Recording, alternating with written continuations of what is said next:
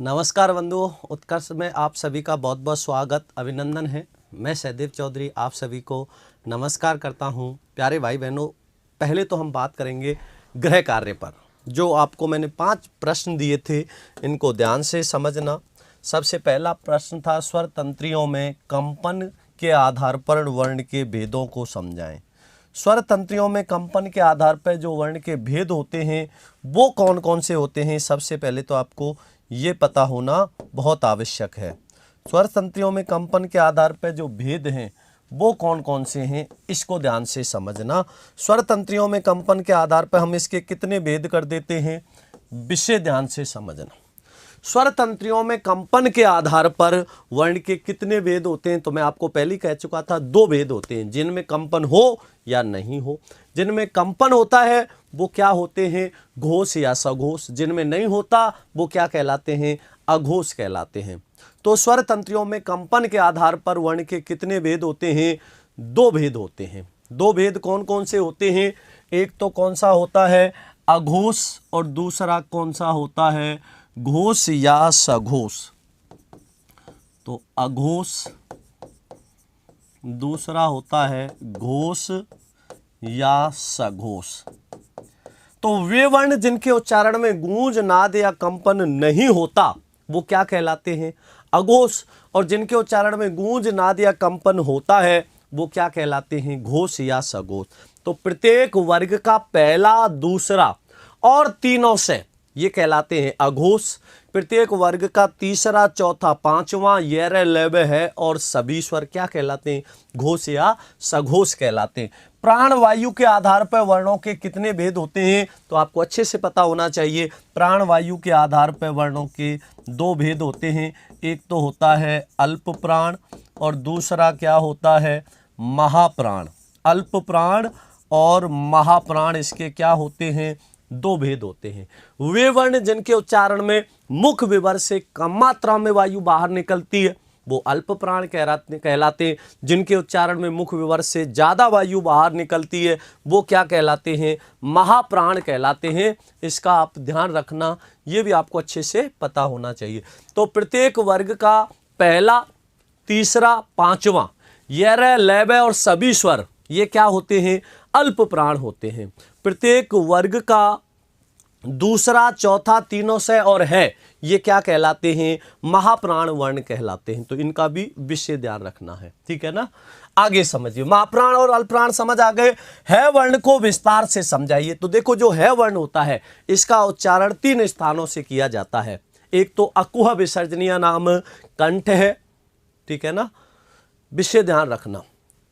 एक तो अकुह विसर्जनीय नाम कंठ है, तो है किससे आएगा, कंठ से बोला जाता है। एक है को कहां से बोला जाता है, काकल्य से बोला जाता है। एक इसे अली जिह्वा से बोला जाता है।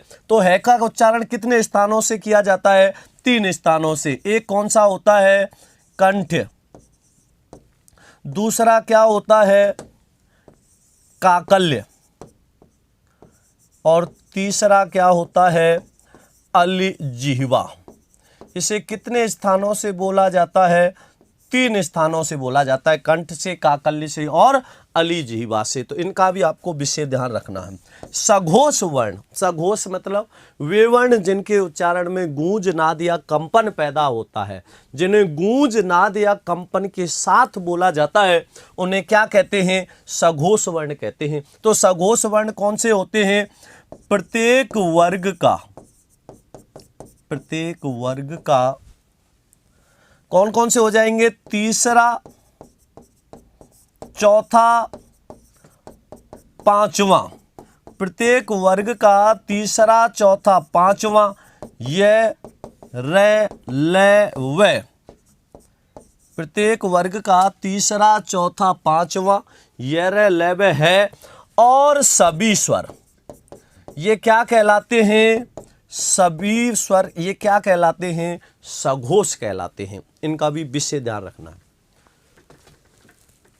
अमन जाट जी, इसमें तो नहीं लेकिन इसके अलावा कराऊंगा मैं, ठीक है ना। इसमें तो अभी व्याकरण चलेगी, इसके अलावा मैं आपको कराऊंगा बाद में। तो पहले तो हम इसी की बात करेंगे, अलंकार वगैरह वो हैं वो आपके अलग आएंगे, ठीक है ना।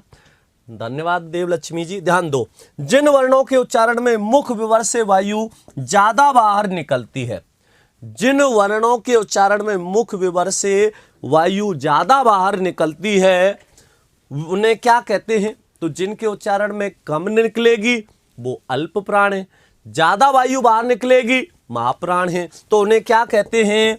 महाप्राण कहते हैं। महा का मतलब होता है ज्यादा, प्राण का मतलब होता है वायु। तो जिनके उच्चारण में वायु ज्यादा बाहर निकलती है वो क्या है? महाप्राण कहलाते हैं। इसका ध्यान रखना। बिल्कुल विष्णु कुवाल जी, बिल्कुल आपके लिए तो बहुत ज्यादा महत्वपूर्ण और उपयोगी है, ध्यान रखना। तो ये पांचों प्रश्न हम यहाँ बात कर चुके हैं। अब अपने टॉपिक पर आएंगे, बहुत ध्यान से समझना। हाँ बिल्कुल ध्यान से सुनो। अब जो भी ध्यान रखना, मेरे जितने भी विद्यार्थी ध्यान से देख रहे हैं समझना। अब जो क्लास होगी डेली 7 बजे से होगी, ये जो क्लास है 7 बजे होगी। ये तो कैसी होगी? हम टॉपिक वाइज पढ़ेंगे क्लास को। इसके बाद रात को 9 बजे से लेके 10 बजे तक डेली क्लास 1 घंटे चलेगी। वो महत्वपूर्ण प्रश्नोत्तरी की चलेगी, बहुत ही महत्वपूर्ण प्रश्न होंगे। उस क्लास को बिल्कुल भी नहीं छोड़ना है, रेगुलरिटी नहीं तोड़नी है। आपके लिए मैं बहुत ज़्यादा मेहनत कर रहा हूं, तो आपका भी फर्ज बनता है आप भी मेहनत करो। पूरे दिन ऑफलाइन में क्लास लेने के बावजूद भी मैं आपके लिए ऑनलाइन क्लास भी ले रहा हूं, तो आपका फर्ज बनता है कि मेरी मेहनत बेकार नहीं जानी चाहिए। आपको अच्छे से पढ़ना है, आपको सिलेक्शन लेना है। तो 9 से 10 बजे, रात को 9 से 10 बजे वाली क्लास में आपको जरूर आना है। महत्वपूर्ण प्रश्न करेंगे हम वहां पर, ठीक है ना? इसका विषय ध्यान रखना। अब देखिए यहां पर, तो ये समझ आ गया। अब आते हैं अपने आगे टॉपिक पर। ये तो हमने क्या किया, होमवर्क किया है अभी। अब आगे बात करेंगे, समझना। देखिए हम कहां छोड़ा था हमने, लास्ट में हम बात कहां की कर रहे थे? उच्चारण स्थान की। कहां की बात कर रहे थे? उच्चारण स्थानों की बात कर रहे थे। और जो उच्चारण स्थान होते हैं, मैंने आपको बताया था, हम इसके कितने भेद कर देते हैं? 11। कितने भेद होंगे? कहां पे चलेगी सर? ये यूपी चैनल पे चलेगी सोनी जी। ये जो क्लास होगी रात को 9 से 10 बजे, वो यूपी चैनल पे होगी। यूपी उत्कर्ष क्लास है, जो यूपी स्पेशल, वो देखना यूट्यूब पर ही होगी स्पेशल, ठीक है ना? उसका विशेष ध्यान रखना है, ठीक है ना? अब ध्यान दो। देखिए उच्चारण स्थानों के हम कितने भागों में बांट देंगे? 11 भागों में। 11 कैसे कैसे होते हैं, ये बात भी आपको विशेष ध्यान रखनी है, ध्यान से समझनी है। सबसे पहला होता है, दोनों तरह से समझेंगे, अकुह विसर्जनीय नाम कंठ। अकुह विसर्जनीय नाम कंठ। अब इसमें क्या क्या आते हैं? अब देखिए अकुह विसर्जनीय नाम कंठ, इन्हें कहां से बोला जाता है? कंठ से। अब कंठ कहां होता है आपको अच्छे से पता है। ये जो आपको बटन सी दिखाई देती है, ये क्या है? कंठ है। जैसे आप लाइट की बटन दबा देते हो तो लाइट चली जाती है, और इसको दबा देते हो तो सब कुछ चला जाता है। तो ये क्या है? कंठ होता है। ये क्या है? कंठ होता है। तो देखिए यहां पर अकुह विसर्जनीय नाम कंठ है। अब ये तो हमने संस्कृत के अनुसार लिखा, अब इसको हिंदी के अनुसार समझना। अकुह विसर्जनीय नाम कंठ है का मतलब क्या है? स्वरों में तो क्या आएंगे? आ या आ आएगा। स्वरों में क्या आएंगे? आ या आ। कु का मतलब होता है कवर्ग, और कवर्ग में क्या क्या आते हैं? तो ये भी आपको विशेष ध्यान रखना है। कवर्ग में क्या क्या आएंगे, ये भी आपके लिए बहुत ज़्यादा महत्वपूर्ण बात है। इसको भी ध्यान से समझ लेना, ये भी आपको अच्छे से पता होना चाहिए। तो इन्हें कहाँ से बोला जाता है? कंठ से। तो ए या आ स्वरों में तो क्या आ जाएंगे? ए या आ। व्यंजनों में क्या आएगा? तो देखिए यहाँ पर कवर्ग, और कवर्ग में कौन कौन से वर्ण आते हैं तो आपको पता होना चाहिए। क, ख, ग, घ, अंग। अकुह तो क ख ग घ अंग। है और विसर्ग, है और विसर्ग, इनको कहां से बोला जाता है?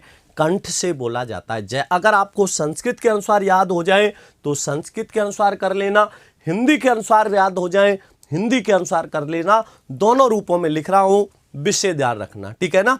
तो अकु विसर्जनीय नाम कंठ है। तो ए आ कवर्ग है और विसर्ग, इन्हें कहां से बोला जाता है, इन्हें कंठ से बोला जाता है।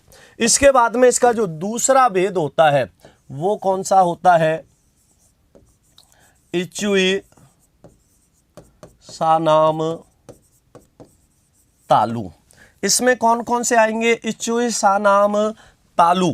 इनको कहां से बोला जाता है, तालु से बोला जाता है, इसलिए इनको क्या कहते हैं, तालव्य वर्ण कहते हैं। तो इसमें कौन कौन से आते हैं, इ या दीर्घ ई, चवर्ग, इ या दीर्घ ई, चवर्ग। चवर्ग में क्या क्या आते हैं तो आपको अच्छे से पता होना चाहिए। चवर्ग में च, छ, जय, जय, या।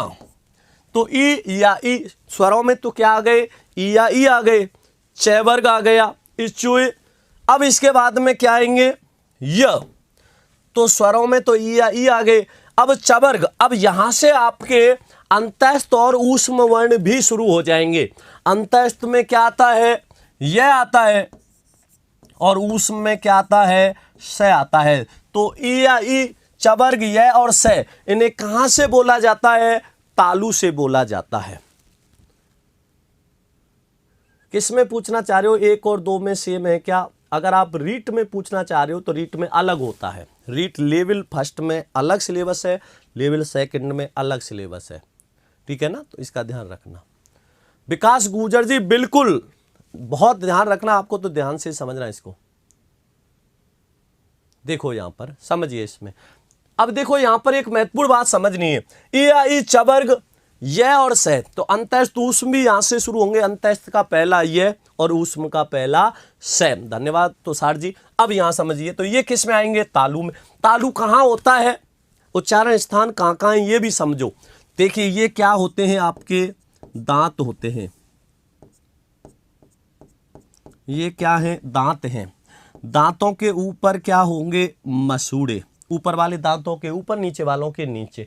इसके जस्ट ऊपर जो चिकना स्थान होता है जिसे हम क्या कहते हैं, तालु कहते हैं। कैसे ध्यान रखोगे, जहां चिपक जाए गरम आलू वहां होता है तालु। आप गरम गरम आलू खाओगे, जब आलू गरम गरम खाओगे तो जाहिर सी बात है जीवा को गरम लगेगा, जीवा उसको फेंकेगी, कहां जाके चिपकेगा, ऊपर। तो जहां चिपक जाए गरम आलू वहां होता है तालु, ठीक है ना। अब इसके बाद में तालु से लेके मसूड़ों तक जो खुरदरा स्थान होता है इसको क्या कहते हैं, मूर्धा कहते हैं। ये क्या होती है, मूर्धा। दंत, ओष्ठ, जीवा, काकल्य सब कुछ समझना है, ध्यान से समझना है, ठीक है ना।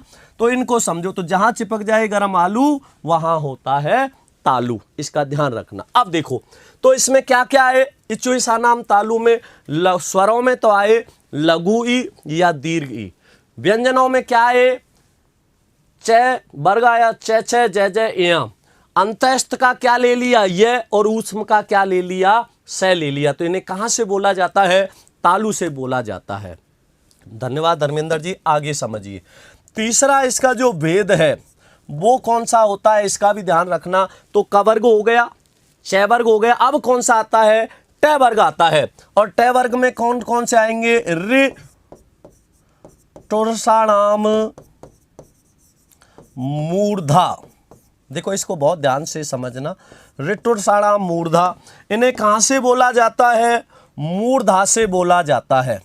इन्हें कहां से बोला जाता है, मूर्धा। और मूर्धा कहां होती है, अभी बताया था, तालु से लेके मसूड़े तक जो खुरदरा स्थान होता है। कई बार आप गरम गरम चाय पी लेते हो, बिल्कुल आते हैं सुनील जाखड़ जी, गरम गरम चाय पी लेते हो, तो गरम गरम चाय पीने से आपके जो खाल उपट के आ जाती है, कई बार आपके जो फूल जाते हैं वो क्या होते हैं, मूर्धा होती है। तो तालु से लेके मसूड़े तक जो खुरदरा स्थान है उसको मूर्धा कहते हैं। अब इसमें कौन कौन से आएंगे, री, और क्या आएगा, टवर्ग। अब टवर्ग में क्या क्या आते हैं तो आपको अच्छे से पता होना चाहिए, टे, ठे, डे, ढे, अणे। तो री, टवर्ग। अब यह के बाद में क्या आता है, र आता है। और इस स के बाद में कौन सा स आता है, मूर्धन्य से। इन्हें कहां से बोला जाता है, मूर्धा से, बिल्कुल। अब देखो इसमें एक जो बहुत महत्वपूर्ण बात है, आपने पहला लिखा अकुह विसर्जनीय नाम, यहां क्या आया, विसर्जनीय नाम ना आया। यहां पे लिखा तो यहां भी क्या आया, नाम आया, लेकिन यहां पर क्या आ रहा है, णाम आ रहा है। अणे क्यों हुआ, क्योंकि व्यंजन संधि का एक नियम होता है, री रे और से के बाद कहीं भी ने आ जाए, इस ने का क्या हो जाता है, अणे हो जाता है। तो देखिए यहां पर री भी है, रे भी और से भी है, इसके बाद में ने आ रहा है, इसलिए इस ने का क्या बन गया है, अणे बन गया है। तो ये ध्यान रखना, ऋटुषा नाम नहीं ऋटुषा नाम होगा। क्यों हुआ, इसका ध्यान रखना, ध्यान रखना इसका। देखो तो री रे और से, इनके बाद में न वर्ण आएगा तो न का क्या हो जाएगा, अणे हो जाता है। समझ में आ गया, इसलिए यहां पर नाम हुआ है। तो ऋटुरसाणाम मूर्धा, तो ऋटुरसाणाम मूर्धा में कौन कौन से आते हैं, री आती है, टवर्ग आता है, रे आता है और से आता है। इनका भी आपको विशेष ध्यान रखना है। अगला जो इसका भेद है चौथा, वो कौन सा होगा, तो कैवर्ग, चैवर्ग, टैवर्ग अब आ जाएगा तवर्ग। तवर्ग में कौन सा आएगा, ले लेना स्क्रीनशॉट, थोड़ा सा रुको, इसको लिख देता हूं, तुलसा नाम दंत। अब मैंने यहां पर क्या नहीं लिखा, लिर नहीं लिखा। क्यों नहीं लिखा, क्योंकि लिरी हिंदी में नहीं आती, संस्कृत में चलती है। हिंदी वर्णमाला में स्वरों की संख्या 11 होती है, संस्कृत में स्वरों की संख्या 13 होती है। 13 क्यों होती है, दीर्घ री और लिरी बढ़ जाती है, इस प्रकार से वो 13 हो जाती है। तो आपको यहां पर लिरी नहीं लिखना, लिर नहीं, सिर्फ तुलसा नाम लिखेंगे। तो तुलसा नाम दंत्य, तो इनको कहां से बोला जाता है, दांतों से बोला जाता है। ये कौन से वर्ण होते हैं, दंत वर्ण होते हैं। अब इसमें आते कौन कौन से, तू का मतलब क्या है, यहां तवर्ग है, और तवर्ग में कौन कौन से आएंगे, तो ध्यान रखना, ते, थे, दे, दे और ने, इन्हें कहां से बोला जाता है, तवर्ग से, मतलब दंत से बोला जाता है। ठीक है ना। अब ले, ये रे के बाद में क्या आ जाता है, ले आ जाता है, और दंत से आ जाएगा, तो इनको कहां से बोला जाएगा, दंत से। तो दंत कौन कौन से होते हैं, तुलसा नाम दंत्य है। तो ध्यान रखना इस बात का, अच्छे से समझ लेना। तवर्ग, ने, ले और से, इनका उच्चारण स्थान क्या होता है, दंत्य होता है। ये भी आपको अच्छे से पता होना चाहिए, बिल्कुल ठीक है ना। तो ध्यान रखना इसका। तो ये कौन से हो गए, ये हमने इसके 4 भेद कर लिए। तो दोबारा से बहुत ध्यान से समझना और ध्यान देना। अकुह विसर्जनीय नाम कंठ है। कंठ वो कौन कौन से आते हैं, स्वरों में ए आ, व्यंजनों में कवर्ग है और विसर्ग। ईशा नाम तालु, तो इसमें कौन कौन से आते हैं, ई आ, ई, चवर्ग, चे चे जय जय, या और से, यहां से अंतः में शुरू हो जाते हैं। ऋटुरसाणा मूर्धा, री टवर्ग, ठीक है ना, टे डे रे और से, ये मूर्धन्य होते हैं। तुलसा नाम दंत्य, तवर्ग, ते ने, ले और से, इन्हें कहां से बोला जाता है, दंत से। कैसे बोला जाता है, बोल के देखो। आपने कहा ले, तो ले बोलने में जीवा छू रही है, नहीं छू रही दांतों को, ले। इसके अलावा तैवर्ग में ते, थे, दे, धे, ने। अब इसके बाद ले और से बोलते हैं, तो इसमें शीटी निकलती है। तीनों सयों का उच्चारण अलग होता है। पहला जो से होता है, जिसको तालव्य से कहते हैं, वो जीवा कहां जाती है, तालु की ओर, श। दूसरा होता है मूर्धन्य, उसे बोलते हैं श। तीसरा होता है, उसे कहते हैं दंत, जीवा दांतों को स्पर्श करती है और शीटी निकलती है, से, इसलिए इसको दंत्य से कहते हैं। इन सब का ध्यान रखना है। रुकुम देवी जी नहीं है, अलग अलग होता है। लेवल फर्स्ट और लेवल सेकंड का अलग अलग सिलेबस है, दोनों का सिलेबस अलग होता है। काफ़ी चीज़ कॉमन है, लेकिन कुछ कुछ अलग भी है। तो आप मोबाइल में सिलेबस आप आराम से सर्च कर सकते हो, डालिए REET level first syllabus, REET level second syllabus, इस प्रकार से। ठीक है ना। देखो कितना अच्छा लिखा है पीना पटेल जी ने कि सर जिसके दांत बाहर हो उसके कैसे टच होगा, जिसके दांत बाहर हो तो वो इंसान ही नहीं होगा, जो इंसान ही नहीं है तो उसको टच करने की आवश्यकता ही नहीं है। ठीक है ना। बिल्कुल निर्देश यादव, वर्दी मीन जुनून, वर्दी मेरा जुनून, निर्देश यादव जी, बिल्कुल आपके लिए तो ये क्लास बहुत ही ज्यादा उपयोगी है। ठीक है ना। बिल्कुल 0 स्तर से समझना पड़ेगा आपको। ठीक है ना, ध्यान देना इसमें, बिल्कुल आएगा। देखो फिर बता रहा हूं मैं, बार बार बताता हूं, ऐसा कोई भी एग्जाम जिसमें हिंदी आती है उस हर एग्जाम के लिए उपयोगी क्लास है, चाहे वो 6ठी से लेके 12वीं तक की क्लास हो, चाहे वो क्लास कंपटीशन की हो, चाहे वो यूपी कांस्टेबल की हो, एसआई की हो, राजस्थान एसआई की हो, किसी भी एग्जाम में हिंदी आती है, हर एग्जाम के लिए उपयोगी है। ठीक है ना, विषय ध्यान रखना कैसे, ठीक है ना। तो ये आपको विषय ध्यान रखने। तो अगला वेद है इसके बाद में 5वां, और 5वां वेद कौन सा होगा, इसको भी ध्यान से समझना।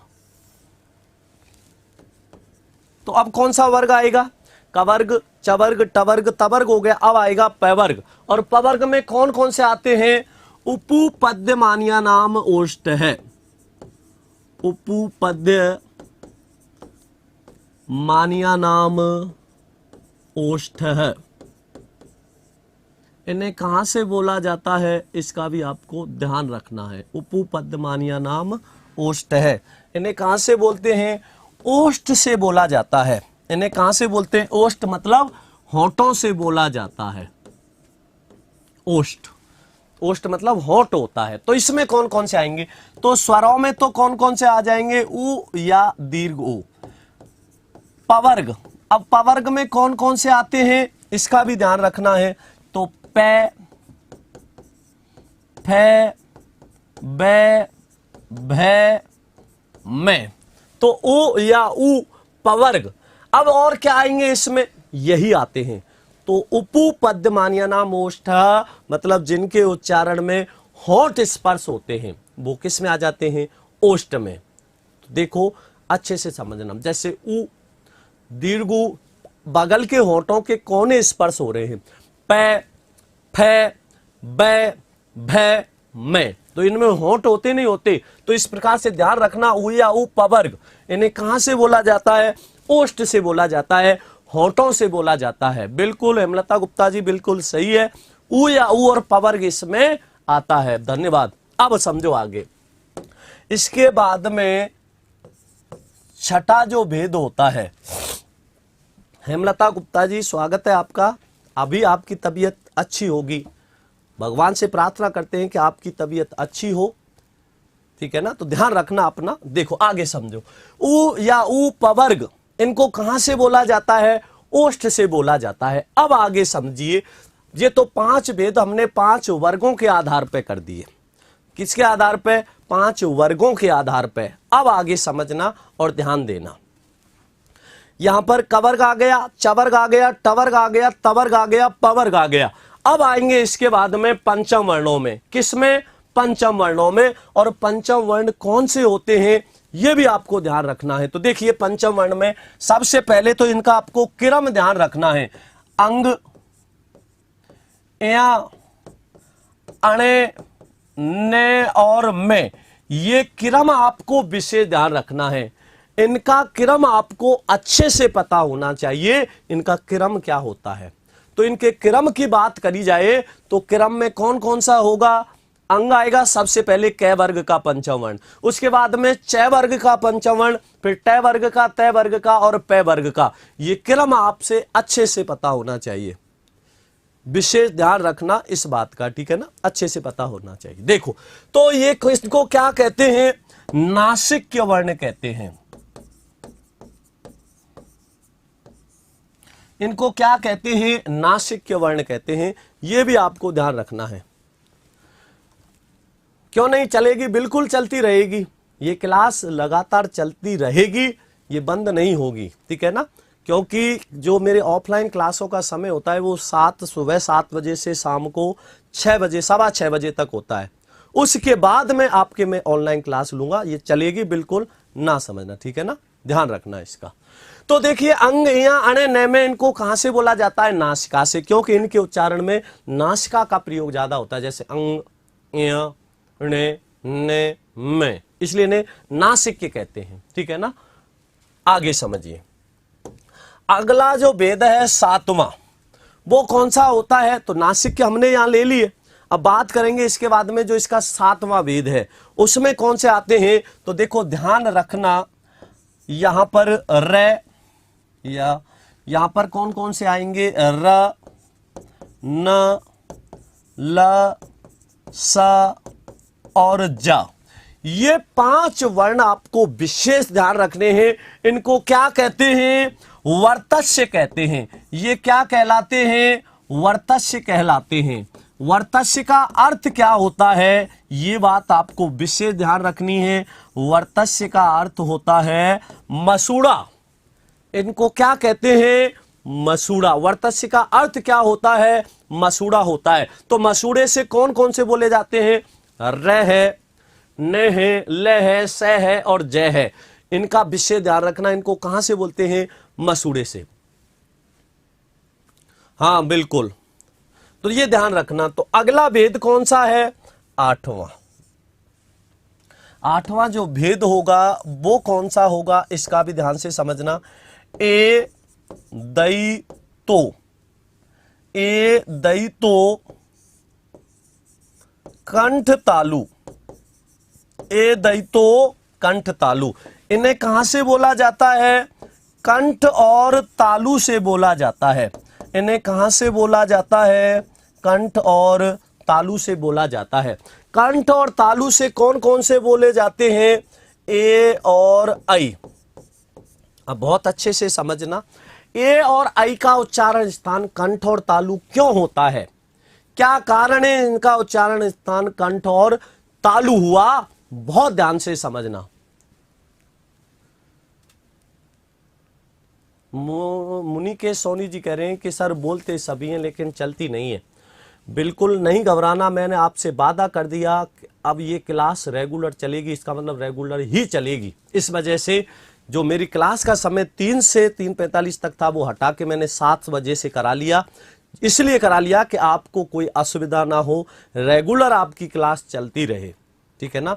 तो मैंने वादा कर दिया, तो ये मैं कह रहा हूं कि ये चलती ही रहेगी, बिल्कुल भी नहीं घबराएं, ठीक है ना। अब समझो, देखिए ए दई तो कंठ तालु, तो ए और आई का उच्चारण कहां से होता है? कंठ और तालु से। क्यों होता है? क्योंकि आपको अच्छे से पता होना चाहिए, अ और ई से मिलकर अ या आ के बाद में क्या आ जाए?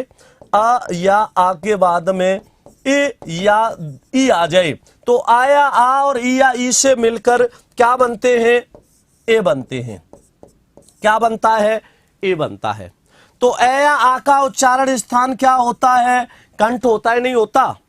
अकुब विसर्जनीय नाम कंठ है। और ई या ई का उच्चारण स्थान क्या होता है? तालु होता है, नहीं होता? और आ और ई से मिलके ए बन रही है, इसलिए इनका उच्चारण स्थान क्या होगा? कंठ और तालु होगा। क्यों हुआ? ध्यान से समझो। ए दई तो कंठ तालु, कंठ तालु में कौन कौन से आए? ए और आई। ए और आई कंठ तालु में आए, तो इनका उच्चारण स्थान कंठ और तालु क्यों है? क्योंकि ए या आ के बाद ई या ई आने से ए बनता है। ए या आ का उच्चारण स्थान कंठ होता है और ई या ई का स्थान तालु होता है, तो इनसे मिलके बन रहा है, इसलिए ए और आई का उच्चारण स्थान कंठ और तालु होगा। अब इसके बाद जो आगे का है, कुछ स्क्रीनशॉट लेते हैं तो ले सकते हो, ठीक है ना। ध्यान रखना। लक्ष्मीकांत शर्मा जी, 7 बजे से चलती है ये क्लास। 7 बजे से क्लास ये चलेगी और 9 बजे से रात को 9 से 10 बजे तक हिंदी व्याकरण से संबंधित महत्वपूर्ण प्रश्नों की क्लास चलेगी। वो भी आपको जरूर लेनी है, ठीक है ना, ध्यान रखना। तो ये देखो ए आई, ये कहां से बोले जाते हैं? कंठ तालु से। अब आगे बात करेंगे इसके। अगला भेद कौन सा है? 8वां। हमने अंतिम भेद कौन सा किया था? 8वां। अब बात करेंगे 9वें भेद की। और इसका जो 9वां भेद होता है वो कौन सा होता है? ओ दऊ तो। 9वां भेद कौन सा है? ओ दऊ तो कंठोष्ठ। ओ दऊ तो कंठोष्ठ। अब इसमें कौन कौन से आएंगे? इनको कौन कौन से रखेंगे इसमें? कंठ और ओष्ठ। कौन कौन से आएंगे? कंठ और ओष्ठ। अब कंठ और ओष्ठ से किसको बोला जाता है? ओष्ठ कहते हैं होठों को। तो कंठ और ओष्ठ से बोला जाता है ओ और औ को। ओ और औ का उच्चारण कहां से होता है? कंठ और ओष्ठ से होता है। क्यों होता है? बिल्कुल प्रशांत श्रीवास्तव जी, इसका समय हमने अब 7 बजे कर दिया है, ठीक है ना। 7 बजे से रहेगी, कोई बात नहीं। जो भी मेरी बहन खाना बनाती हैं वो खाना बनाते बनाते क्लास ले सकती है। एक आध दिन दिक्कत आएगी, नमक मिर्च ज्यादा हो जाएंगी, फिर धीरे धीरे अभ्यास में आ जाएगा, कोई फर्क नहीं पड़ रहा, कोई दिक्कत नहीं है। खाना बनाते बनाते ले सकते हो। इससे थोड़ा 1-2 दिन दिक्कत आएगी नमक मिर्च ज्यादा होने की, फिर नहीं आएगी, ठीक है ना। तो देखिए ओ दऊ तो कंठोष्ट, कंठ और ओष्ठ क्यों होता है इसका भी ध्यान रखना है, ध्यान से समझिए। यहां पर ध्यान देना है, ए या आ के बाद में क्या आ जाए, उ या दीर्घ आ जाए, इनसे मिलकर क्या बनता है, ए या आ के बाद में उ या उ आने से क्या बनता है, ओ बनता है। क्या बनता है, ओ। तो ए या आ का उच्चारण स्थान क्या है, कंठ है, और उ या उ का उच्चारण स्थान क्या होता है, ओष्ठ होता है। इन्हीं से मिलकर क्या बन रहा है, कंठ और ओष्ठ, मतलब ओ और औ बन रहे हैं। इसलिए ओ और औ का उच्चारण स्थान क्या होगा, कंठ और ओष्ठ होगा। क्यों होगा, क्योंकि ए या आ के बाद उ या उ आने से ओ बनता है, ए या आ के बाद ओ या औ आने से औ बनता है। इसलिए इसका उच्चारण स्थान क्या होगा, कंठ और ओष्ठ होगा, क्योंकि ए या आ का उच्चारण कंठ से और उ या उ का उच्चारण स्थान ओष्ठ से होता है। इसलिए इनका उच्चारण स्थान क्या हो जाएगा, कंठोष्ठ हो जाएगा। इसका भी आपको विशेष ध्यान रखना है, ठीक है। अब समझो आगे 10वां इसका जो अगला भेद है, 10वां जो इसका अगला भेद है वो कौन सा होता है। अब हमने 9 तो लिख लिए, 10वां जो भेद होगा वो कौन सा होगा, इसको भी बड़े ध्यान से समझना है। ये भी आपको अच्छे से पता होना चाहिए, ध्यान देना इसमें। सबसे पहले हमने कौन सा लिया, कवर्ग, उसके बाद में चवर्ग, फिर टवर्ग, तवर्ग, तवर्ग के बाद में कौन सा आया था, पैवर्ग, पैवर्ग के बाद में कौन सा है, पंचम वर्ण, उसके बाद में हमने कौन से ले लिए, वर्तस्य ले लिए, वर्तस्य के बाद में कौन से ले लिए, ए दई तो कंठ तालु, उसके बाद में क्या आया, ओ दऊ तो दंतोष्ठ। अब आगे बात करेंगे वो किसका करेंगे, ओ दऊ तो कंठोष्ठ, दंतोष्ठ मत समझ जाना, दंतोष्ठ वकारस्य में आता है। अब जो वह वर्ण है वह का उच्चारण कहां से होगा, वकारस्य दंतोष्ठ होगा। अब इसको ध्यान से समझना है, यहां पर एक बहुत जरूरी बात समझनी है। तो वह का उच्चारण कहां से होगा, तो ध्यान रखना दंत और ओष्ठ से होगा। वह का उच्चारण कहां से होगा, दंत और ओष्ठ से होगा। क्यों होगा इसका कारण समझना। तो वकारस्य दंतोष्ठ में क्या आता है, वह आता है। अब देखो इसको कई जगह वफारस्य लिख दिया जाता है। क्या लिख दिया जाता है, वफारस्य। वफारस्य नहीं होता, क्यों होता है वकारस्य, देखो अकेला वह आ जाए इसको क्या कहेंगे, वकार कहेंगे। अकेला क आएगा तो इसको क्या कहेंगे, ककार कहेंगे। अकेला च आ जाए इसको क्या कहेंगे, चकार कहेंगे। अकेला मैं आ जाए इसको क्या कहेंगे, मकार कहेंगे।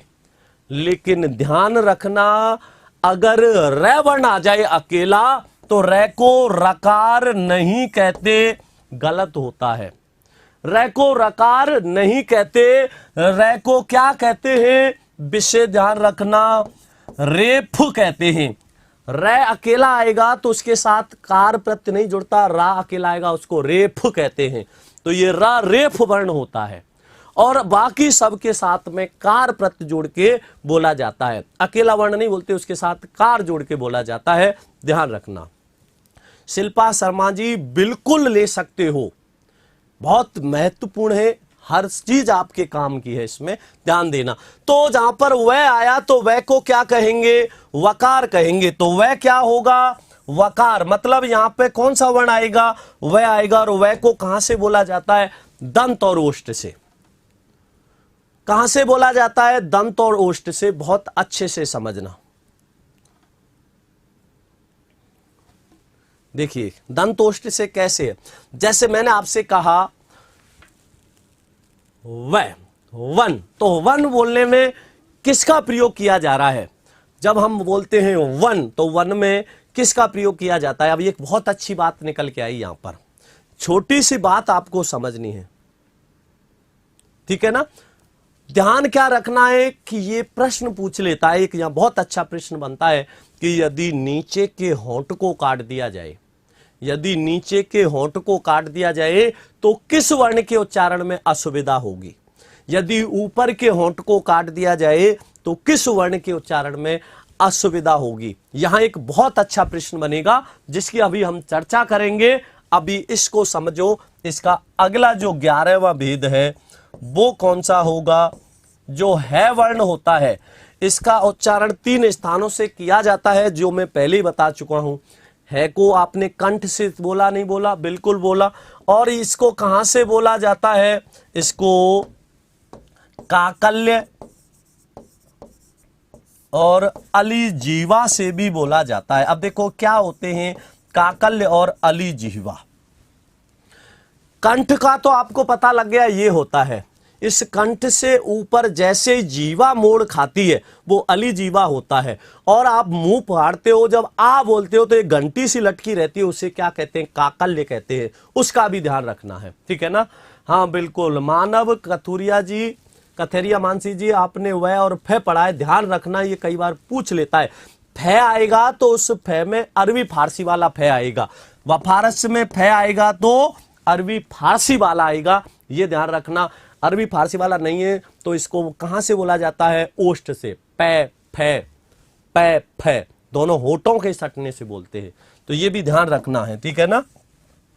है का उच्चारण कहां से होगा? काकल्य और अलीजीवा और कंठ 3 स्थानों से होता है। तो इनकी संख्या हमने, इनके भेद कितने कर दिए? 11 भेद कर दिए। विशेष ध्यान रखना है इसका, ठीक है ना? तो 11 भेद कर दिए। अब एक जो महत्वपूर्ण प्रश्न बनता है जिसका आपको विशेष ध्यान रखना है, देखिए, इसका स्क्रीनशॉट लेना चाहो तो ले सकते हो। हमने भेद कितने किए हैं? इसके 11 किए हैं। ये 11 भेद ध्यान रखने हैं। अब इसमें देखो, ध्यान से समझना। मैंने आपसे अभी एक प्रश्न किया था, और प्रश्न क्या था? प्रश्न मैंने आपको बताया था कि यदि नीचे के होंठ को काट दिया जाए तो किस वर्ण के उच्चारण में असुविधा होगी? यदि ऊपर के होंठ को काट दिया जाए तो किस वर्ण के उच्चारण में असुविधा होगी? तो यहां समझना, बहुत महत्वपूर्ण बात बता रहा हूं, ध्यान देना और इसको ध्यान से समझना। मैंने लिखा, यदि नीचे के होंठ को काट दिया जाए तो किस वर्ण के उच्चारण में असुविधा होगी? यदि नीचे के होंठ को काट दिया जाए तो किस वर्ण के उच्चारण में असुविधा होगी? बहुत ध्यान से समझना इसको। असुविधा होगी। यदि नीचे के होंठ को काट दिया जाए तो किस वर्ण के उच्चारण में असुविधा होगी? एक तो ये प्रश्न है। अब मैं इसके विकल्प लिख रहा हूं, जैसे विकल्प पहला व, विकल्प दूसरा ब, विकल्प तीसरा लिख दिया व और ब दोनों,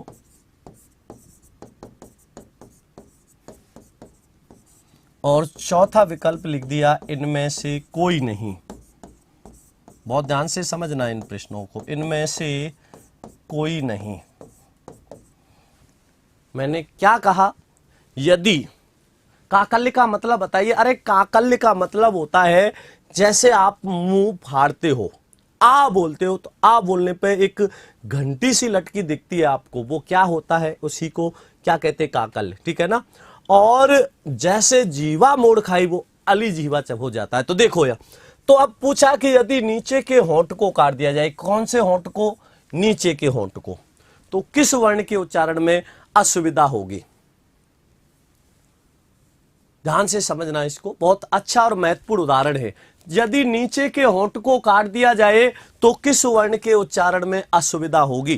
पहला विकल्प आया व, दूसरा विकल्प आया ब, तीसरा विकल्प व और ब दोनों, चौथा विकल्प इनमें से कोई नहीं।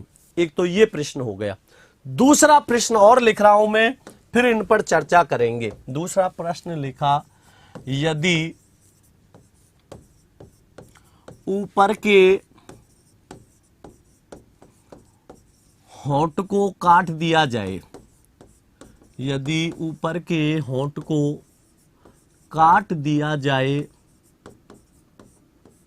तो किस वर्ण के उच्चारण में किस वर्ण के उच्चारण में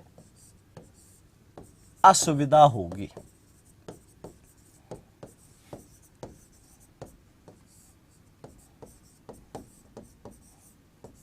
ध्यान देना, पहला विकल्प लिखा मैंने वही समान आएंगे वह, दूसरा विकल्प लिख दिया बै, तीसरा विकल्प लिख दिया वह और वह दोनों,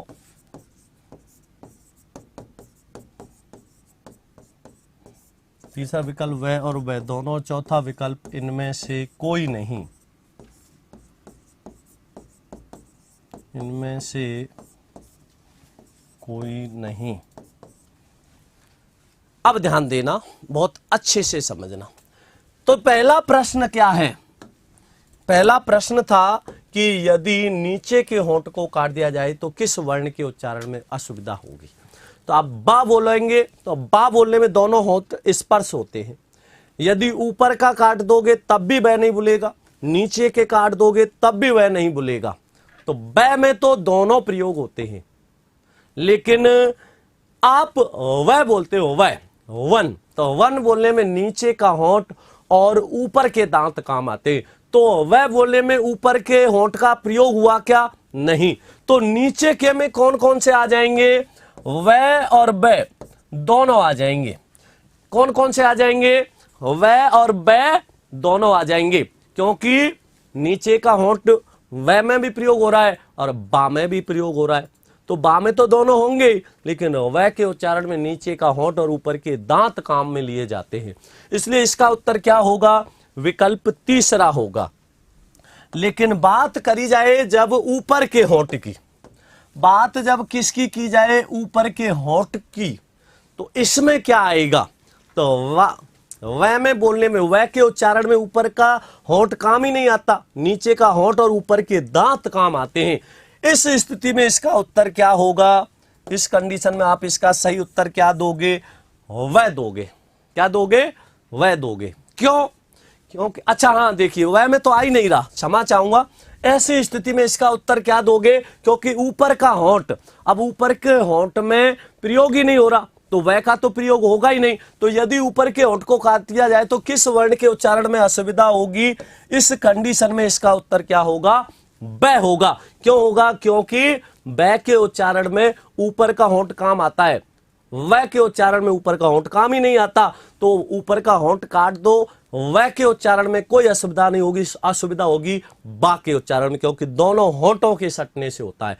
इसलिए विकल्प बी इसका क्या होगा? सही उत्तर होगा। तो ये भी आपको विशेष ध्यान रखने हैं, ये बातें भी आपको अच्छे से पता होनी चाहिए। तो अब ध्यान दो, इसमें हमने जहां पर इसका उच्चारण स्थान लिखा था दंत और ओष्ठ, तो दांत कौन से होंगे? ऊपर के। दांत तो कौन से होंगे? ऊपर के।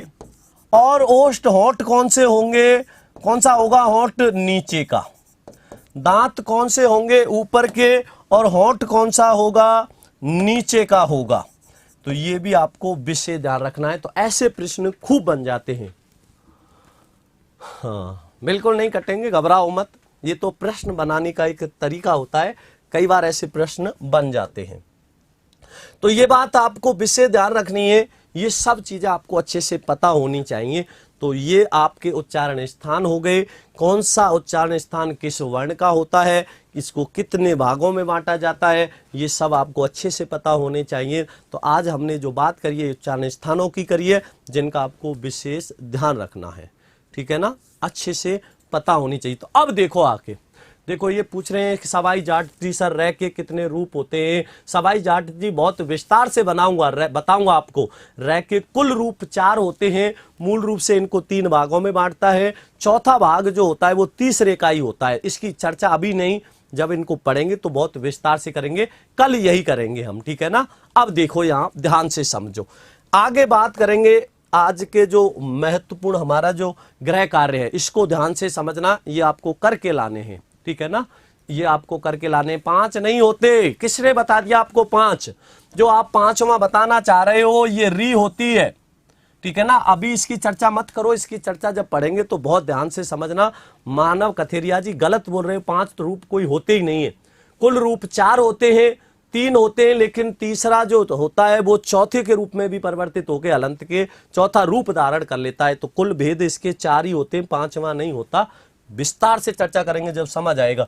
सबसे पहला प्रश्न है कि तालव्य वर्णों को समझाएं। तालव्य वर्ण कौन कौन से होते हैं? मूर्धन्य वर्णों को समझाएं।